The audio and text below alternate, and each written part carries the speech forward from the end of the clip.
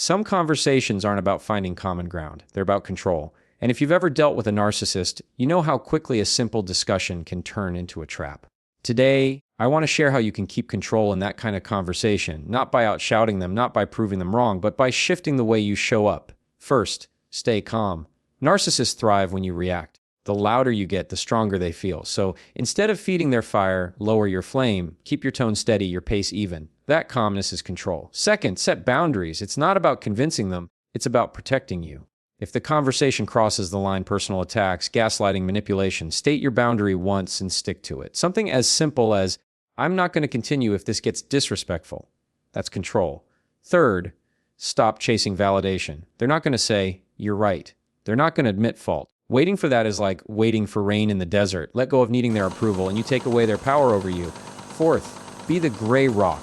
When they try to poke you, bait you, or drag you into drama, give them nothing, short, neutral answers. No fuel for their fire. You'll watch their energy run out because you refuse to play.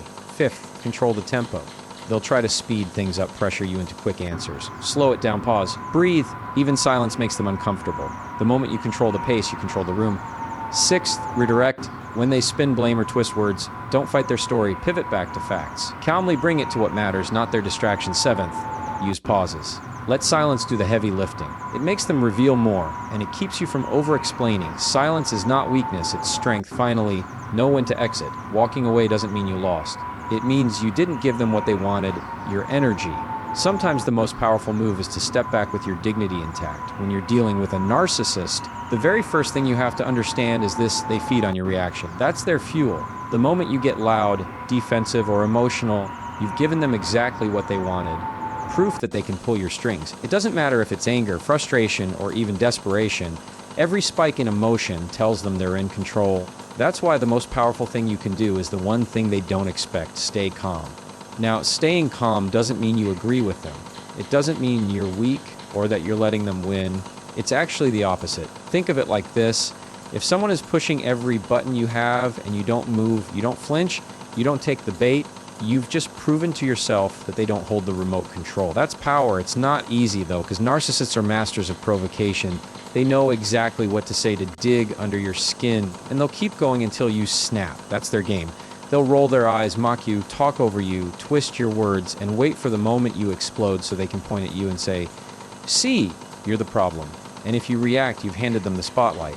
But when you remain calm, steady voice, steady breathing, no rush to defend, you remove their stage. Think about how unsettling it is for someone when they throw every insult, every jab, every manipulative phrase at you, and it just doesn't land. It's like throwing punches at a brick wall. The harder they swing, the more tired they get, but the wall doesn't move. Your calmness frustrates them because it forces them to sit in their own chaos while you remain in control of yourself. That control is the leverage they can't touch. This doesn't mean you won't feel the emotion inside. You will. Your chest might tighten, your hands might clench, your voice might want to rise. But staying calm is about training yourself to respond, not react. It's a decision to keep your composure no matter how badly they're trying to strip it away. And the beauty of it is this: every time you practice it, you get stronger. The conversation becomes less about surviving their manipulation and more about mastering your own presence. When you're in a conversation with a narcissist, boundaries are not just helpful, they're essential. Without them, the dialogue becomes a free for all where they dominate, manipulate, and pull you into their endless cycle of blame and control. A boundary is a line you draw, a marker that says, "This is where I stand and I won't move past it." It's not about changing them. It's about protecting you. And that's something most people get wrong. We go into these conversations thinking if we explain enough, if we argue enough, if we prove our point with enough detail, they'll finally respect us. But narcissists don't respect endless explanations. They respect limits. Boundaries don't need to be dramatic. They don't need to come with anger or shouting. In fact, the calmer you state them, the stronger they are. A simple line like, "I won't continue this conversation if it turns disrespectful," is more powerful than a 10-minute lecture on how unfair they're being. Because a boundary is not a request, it's a standard. It's you taking control of the terms instead of letting them drag you into a mud fight where the rules keep changing. And here's the thing about boundaries: narcissists will test them. The moment you draw a line, they'll push back, they'll roll their eyes, they'll call you sensitive, they'll accuse you of overreacting, and they'll do everything in their power to make you question yourself. That's part of the game. But the strength of a boundary isn't in how you set it, it's in how you hold it. You don't need to argue about it, you don't need to explain it over and over, you don't need to convince them it's reasonable. You state it once, you stick to it, and you follow through. Think of it like a locked door. If someone keeps banging on it, yelling from the other side, you don't open it just because they're loud. You keep it closed because it's your space, your safety, your control. That's what a boundary is in conversation, a door that you decide who comes through and who doesn't. And the more you practice holding that door closed when someone tries to force it open, the more confident you become in your ability to stay grounded, no matter how manipulative or relentless they get. One of the biggest traps people fall into when dealing with a narcissist is the chase for validation. You make your point, you explain your side, you lay out the facts, and deep down you're waiting for that moment when they finally say, "You're right." But that moment never comes. Narcissists don't give validation because validation requires empathy, accountability, and humility, three things they rarely offer. The more you argue for it, the more you show them that you need it, and the more power you hand over. That's why trying to win their approval is like running on a treadmill. You sweat, you exhaust yourself, but you never actually move forward. Every time you fight to prove yourself right, you're stepping into their arena. They twist your words, they dismiss your points, they bring up irrelevant details. And suddenly, you're no longer talking about the original issue. You're defending yourself against accusations that don't even make sense. And in that moment, they've succeeded because you've shifted from standing firm in your truth to begging for theirs. That's the trap of arguing for validation. It's not a fair fight because the other side has no intention of playing fair. What makes this especially hard is that the need for validation is human. We all want to be heard, to be understood, to be acknowledged. But with a narcissist, waiting for that acknowledgement is waiting for rain in the desert. It keeps you stuck, thirsty, desperate, hoping the next conversation will be different. And that hope is exactly what keeps the cycle alive. The way out is realizing you don't need their stamp of approval for your reality to be true. You can know you're right without them agreeing. You can stand in your truth without their permission. And when you shift your mindset from, "I need them to see it my way," to, "I see it clearly enough for myself," you stop giving away control, you stop over-explaining. You stop chasing. Instead of piling on words to convince them, you use fewer words, stronger words, grounded words. The less you argue, the more confident you appear, and the more frustrated they become because they can't dangle validation like a prize you're desperate to win. That's when you start to recognize the real power doesn't come from them admitting you're right. It comes from you no longer needing them to. The gray rock technique is one of the simplest yet most effective tools when you're dealing with a narcissist, and it works because it gives them nothing to work with. Narcissists feed on reactions. They thrive on drama, arguments, and emotional outbursts because that energy tells them they still have control over you. When you practice being a gray rock, you take away that fuel. You become an interesting, unshakable, and neutral, like a rock lying on the ground. They're present, but offering nothing exciting to grab onto. They can try to poke, prod, and push you, but they get no payoff, and without a payoff, their motivation starts to fade. Being a gray rock doesn't mean you disappear or let them walk all over you. It means you strip your responses of the emotional charge they're looking for. Instead of defending yourself at length, you give short, flat answers. Instead of showing anger, you show calm indifference. Instead of getting hooked by their bait, you let it pass without a rise. If they ask a question designed to spark conflict, you answer with something neutral. If they try to insult you, you don't snap back or prove them wrong. You give them silence or a calm acknowledgement that doesn't feed the fire. The whole point is that you're no longer a source of entertainment. And here's what makes it powerful: narcissists are addicted to reaction. When you don't provide it, they grow restless. They may try harder at first, raising the stakes, escalating their tactics, throwing out bigger insults or louder demands just to see if you'll crack. But if you stay steady, if you keep your voice calm, if you don't give them the drama they're desperate for, eventually they have to face the fact that they're not getting what they came for. Your lack of reaction becomes louder than any argument you could have made. It takes discipline to do this because everything in you wants to defend, to explain, to prove your side. That's the trap they're counting on. But when you resist that urge, when you sit in the discomfort of not reacting, you're teaching them that you're not their puppet anymore. You're showing them that they don't have the ability to pull the strings of your emotions. And once they realize they can't get that emotional payoff from you, they start to lose interest because without your energy, their control weakens. One of the most overlooked parts of keeping control in a conversation with a narcissist is the pace. They thrive on speed. They talk fast, they interrupt, they pile on accusations before you've even had the chance to respond. And they do it because they know the faster things move, the less time you have to think. That rush forces you into a reactive state instead of a thoughtful one. And when you're reacting, they're controlling. But when you slow the tempo down, everything shifts. You take back the rhythm of the conversation, and suddenly they're the one who has to adjust to you. Controlling the tempo doesn't mean dragging things out or talking in slow motion. It means being deliberate with your words, not rushing to fill silence, and refusing to let them pressure you into snap responses. Narcissists love putting you on the spot because quick answers often come out emotional or defensive, and that's what they're after. But when you pause, when you breathe, when you take a moment before responding, you throw them off balance. That pause says, I'm not playing by your speed. It shows that you're choosing your response, not giving in to their demand for urgency. Think of it like a game of chess. If you make every move in a rush, you're going to miss the strategy and fall into traps.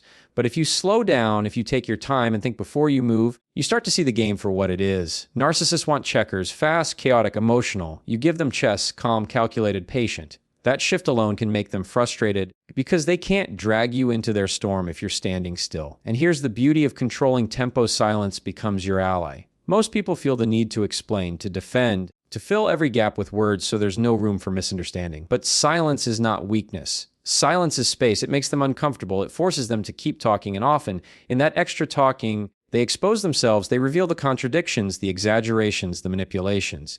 And all you did was pause. By refusing to let them dictate the speed of the conversation, you create breathing room for yourself. You make them show more of their hand, and you stay grounded in control no matter how much they try to push.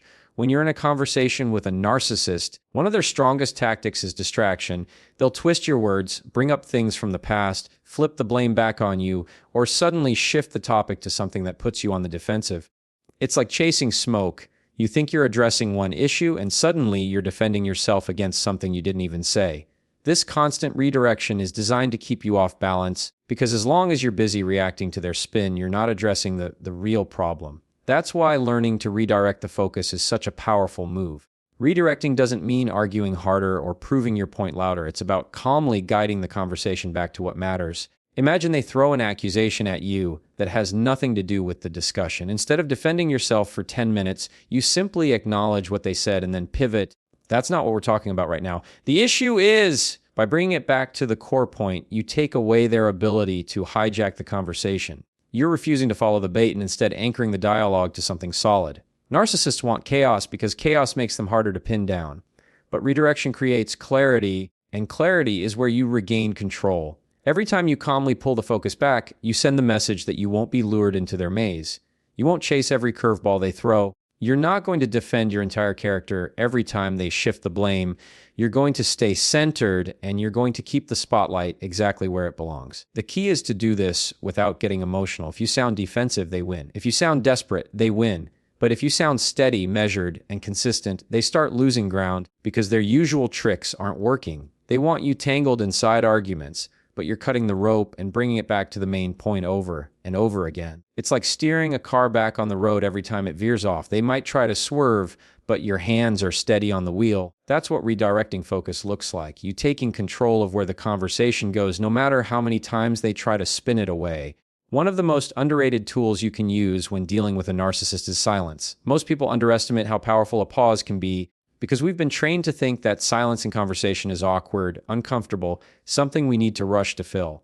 But when you're talking to someone who thrives on control, manipulation, and constant noise, a pause is not awkward, it's strategic. A well-placed pause changes the entire energy of the conversation, and it does something most people don't expect. It puts the pressure back on them. Narcissists rely on speed and intensity. They push, they poke, they flood you with words and accusations because they want to keep you off balance. They want you scrambling to defend yourself, explaining over, talking, filling the space with justification. But when you stop and pause, when you let silence sit for a moment before responding, you create space. That space makes them uncomfortable because they're not in control of it. They're used to dominating with words, but silence is a wall they can't easily break through. A pause also gives you something just as important. It gives you time. Time to breathe, time to think, time to choose your words instead of reacting on instinct. It turns the conversation from an emotional reaction into a deliberate response. And that shift matters because narcissists count on you speaking without thinking. They count on you getting caught in the heat of the moment. A pause steals that advantage away. Sometimes the pause is a few seconds of steady eye contact. Sometimes it's a slow breath before you answer. Sometimes it's holding back from immediately defending yourself when they accuse you of something untrue. In those moments, you're not just buying time, you're sending a message. You're saying without words, I'm not rushing, I'm not rattled, I'm not letting you control the rhythm here. That calm stillness unnerves them because it shows you're not playing their game. And the longer you practice this, the more you realize silence speaks louder than a dozen explanations. You don't have to prove every point, you don't have to answer every jab, and you don't have to meet their noise with more noise. Sometimes the strongest statement you can make in the middle of chaos is simply not to speak at all until you're ready. That pause, that quiet, that controlled silence, it carries more weight than anything you could have rushed to say. Sometimes the most powerful move you can make in a conversation with a narcissist is knowing when to walk away. Not storming out, not slamming doors, not making a dramatic exit they can twist back on you, but leaving calmly, firmly, and without apology. Narcissists thrive on dragging you deeper into conflict, keeping you hooked in their cycle of argument and defense. They want you to stay engaged because every second you're locked in with them, they're feeding off your attention. Exiting gracefully is how you take that attention away without giving them the explosion they're hoping for. Graceful exit means you're not running, you're not retreating in defeat, you're choosing to step out on your terms. It might sound like, I'm not going to continue this conversation right now, or I'm stepping away because this isn't productive. Clear, calm statements that mark the boundary and then follow through, and you don't need to over-explain. The more words you give, the more ammunition they have to twist. A simple, firm line is enough. Of course, they won't like it. They'll call you disrespectful, accuse you of avoiding the issue, try to bait you into staying by pushing harder. That's part of their control tactic, making you feel guilty for not giving them what they want. But walking away doesn't mean you're weak. It means you've chosen not to hand over more of your energy. It means you recognize when the conversation has crossed the line into a dead end and you refuse to keep circling. Leaving doesn't always have to be physical. Sometimes it's ending the call. Sometimes it's stepping out of the room. Sometimes it's changing the subject in a way that closes the door on their drama. The point is that you decide when enough is enough, and you exit without being dragged back in. That control is what makes it graceful. Not shouting, not slamming, but a steady, quiet removal of your presence. And the more you practice this, the more confident you become in your ability to choose peace over chaos.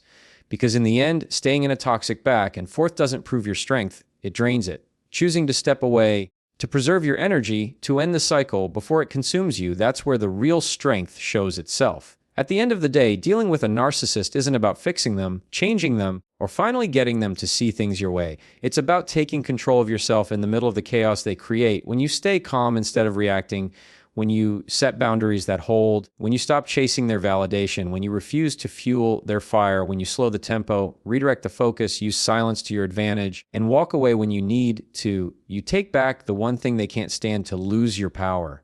The conversation stops being about how they control you and starts being about how you control yourself. That's the shift, that's the leverage, and that's the way you keep control no matter who's on the other side of the table.